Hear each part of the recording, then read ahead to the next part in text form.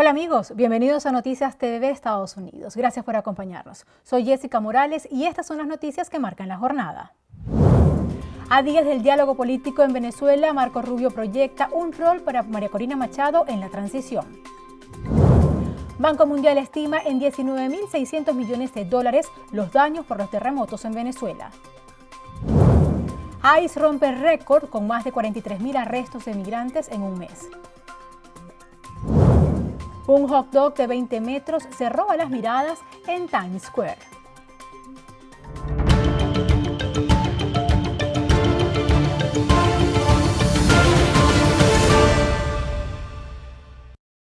La presidenta de la Asamblea Nacional de 2015, Dinora Figuera, afirmó a través de su cuenta en X que a partir del 1 de agosto convocarán a todos los sectores democráticos a participar y aportar propuestas para enriquecer la hoja de ruta hacia la transición. Figuera aseguró que María Corina Machado es muy importante en este proceso en respuesta a las declaraciones del secretario de Estado de Estados Unidos, Marco Rubio, quien este jueves en Manila afirmó que la líder venezolana puede tener un rol en el proceso que iniciará entre la Asamblea Nacional de 2015 y el régimen chavista para avanzar en la reinstitucionalización democrática del país y la convocatoria a elecciones.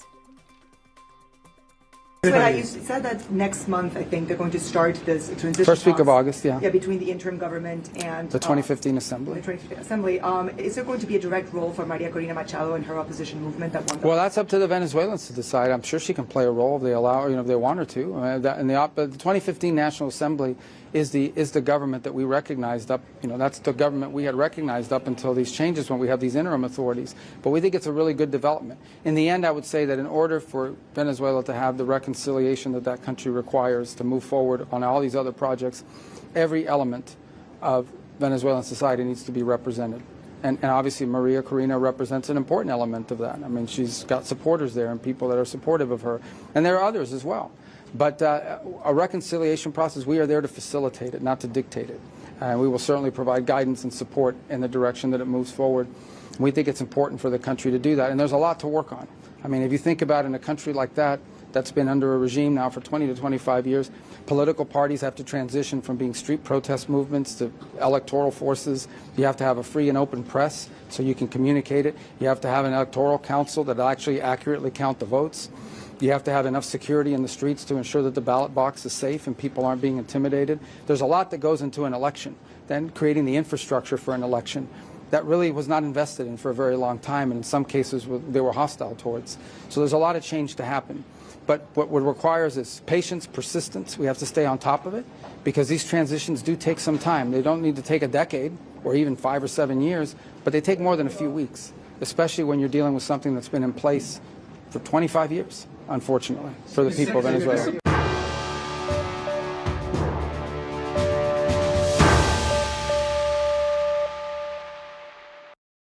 El Banco Mundial estimó en 19.600 millones de dólares los daños físicos provocados por los terremotos el 24 de junio en Venezuela y advirtió que una reconstrucción lenta podría afectar la recuperación económica del país durante la próxima década. El informe señala que 47% de las pérdidas corresponde a viviendas, seguido por infraestructura y edificios no residenciales.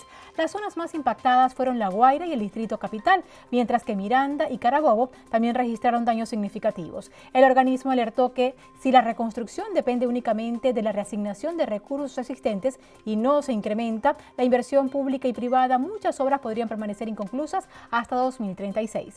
El Banco Mundial aseguró que trabaja junto con otros organismos multilaterales para apoyar la evaluación, recuperación y reconstrucción del país.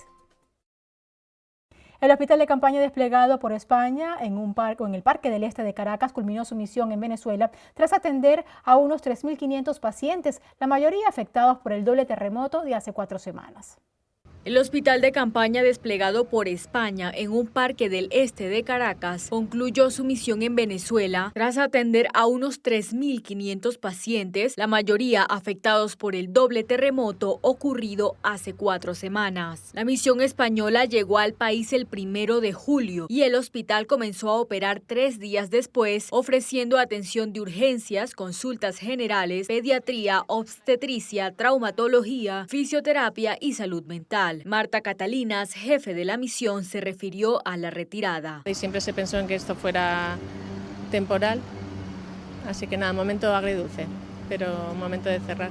Dando atención clínica de urgencia no se veía pacientes crónicos y teníamos ciertas especialidades, pues se vieron sobre todo pacientes adultos, consultas generales, digo, de urgencias de adultos, pediátricas, de cirugía obstetricia, de trauma, curas y fisioterapia y de salud mental básicamente. El dispositivo estuvo integrado por 90 personas entre personal sanitario, logístico y de coordinación que realizaron más de 4.200 consultas, siendo la fisioterapia y la atención en salud mental los servicios más solicitados.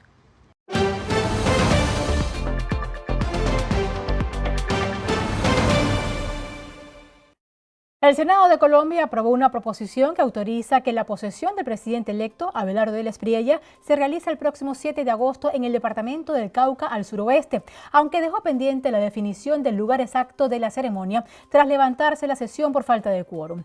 Lo que sigue ahora es que la Cámara de Representantes estudie y vote en plenaria la proposición para que el mandatario electo pueda posicionarse en el Cauca. Esta sesión se llevará a cabo el 28 de julio próximo. Precisamente, el mandatario electo desde Medellín reiteró su intención de asumir el cargo en una guarnición militar, pese a la oposición del presidente saliente Gustavo Petro, quien afirmó que no permitirá que la ceremonia se lleve a cabo en ese escenario.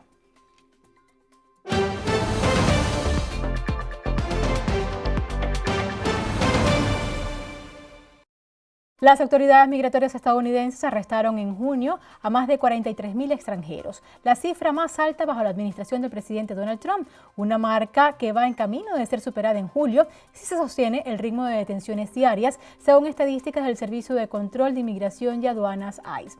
El mes pasado, ICE detuvo a 39.563 personas y la Oficina de Aduanas y Protección Fronteriza arrestó a 3.575 extranjeros para un total de 43.138 detenidos bajo custodia de las autoridades migratorias, el mayor número en el año fiscal 2026 que comenzó en octubre pasado. El récord de detenciones revelado en un informe de ICE este lunes responde a las nuevas metas impuestas por la Casa Blanca.